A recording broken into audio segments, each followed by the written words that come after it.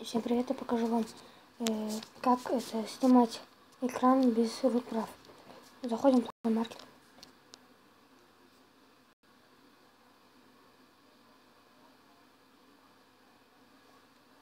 Приложение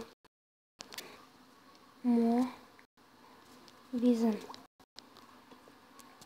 Скачиваем Mobizen и скачиваем вот эту без этого плагина. Она не будет работать. Вот без этого. Mobizen весит очень мало.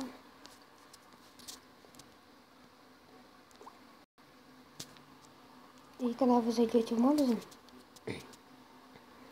вам нужно зарегистрироваться. Зарегистрироваться очень легко. Когда зарегистрировались, нажимаете на эту кнопочку красную, и у вас должно высветиться